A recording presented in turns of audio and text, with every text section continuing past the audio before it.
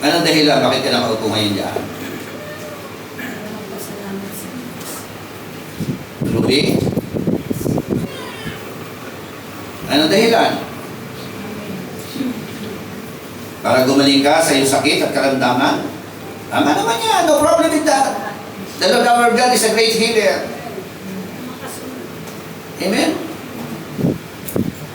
Pero, dapat meron tayong tinatawag na sinseridad talaga. Kasi nga po, kaya naman magpagaling ang Panginoon eh. Tama ba? Kaya niyang gumawa ng himala sa buhay natin. Yung 10 kitongin pinagaling. Tama? Pinagaling lahat. Pero, 90% ingrato.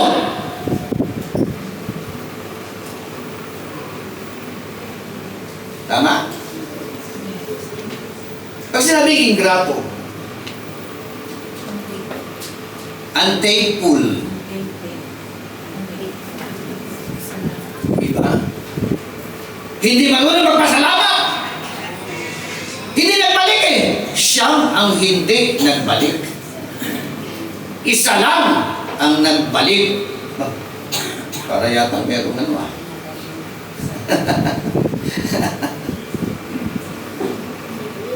Meron po na isyo sa 10 ah. Hindi na yan, no? Katulad po ng bata, like a son who only comes to his father because of money, because of cellphone, because of pakinabang. Tingnan niyo yung relationship ng mga father and son natin.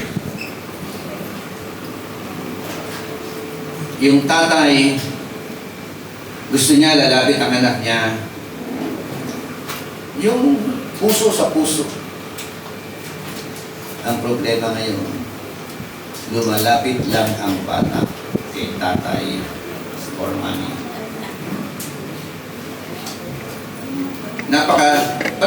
Pati relationship distant. Amen? Lumalapit ang bata kay nanay, kay tatay because of cellphone.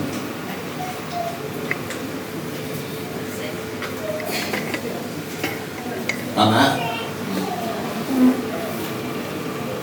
Pero kumustahin mo ang relationship father and son.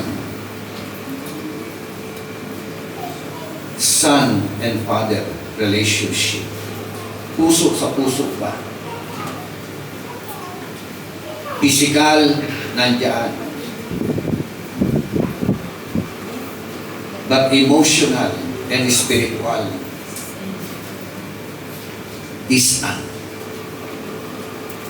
Malayo ang damdamin nila. Danger of distant faith. Stated in verse 48, so Jesus said to him, unless you people see signs and wonders, you will simply not believe. Hello? Nirebuke eh. Ah? Kaya ka lang ng tito eh.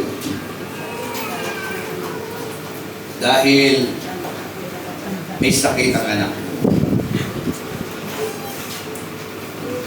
Kaya sabi niya,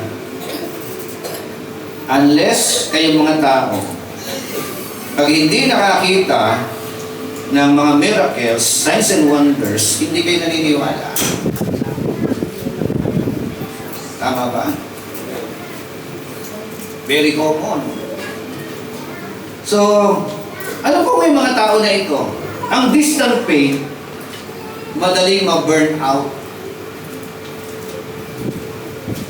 Hello? Madaling maburyong. Tama? Mainitin ang ulo.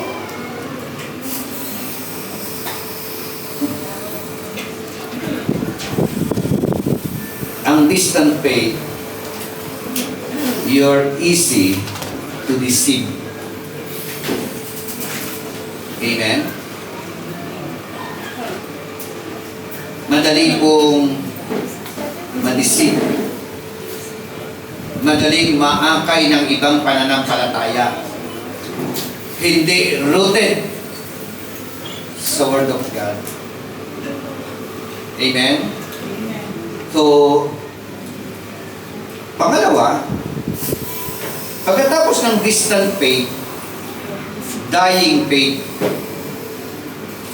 stated, verse 49 to 50, the royal officials said to him, "Sir, come down before my child dies." Panginoon, sabi po ng royal official, "Please, come down. Babaan mo po ang aking anak." Amen? So, may review from our Lord Jesus Christ. Hindi na po siya nakipagdebate doon. Sa review na yon, sabi ni Kristo, so Jesus said to him, "Unless you people see the signs and wonders, you simply will not believe." Ito yung kanya sinagot. The royal official said to him, "Panginoon, babaan niyo naman po yung aking anak bago mamatay." Amen? Royal official. Alam niyo po, in reality, sa bawat pamilya, ang royal official diyan ay si tatay. Amen? Amen. Si ama ng tahanan. You are the royal official in your home, in your family.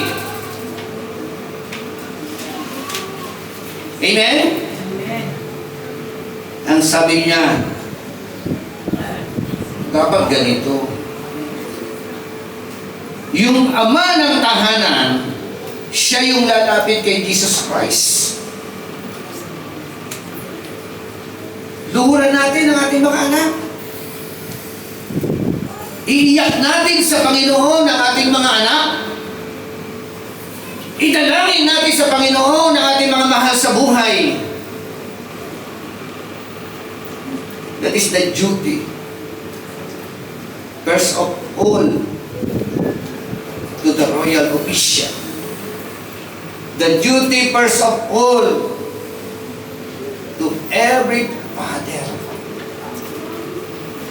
of every family. Ano ginagawa ng mga tatay ngayon? Sa halip na nasa paanan ng ating Panginoon, nakaupo sa madyuman, nakaupo sa sugalan, nakikipag-inuman,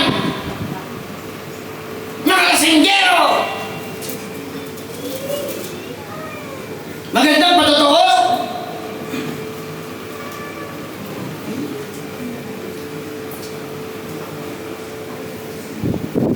Hindi po yan magandang patotoo. Minsan nga, merong isang mangingino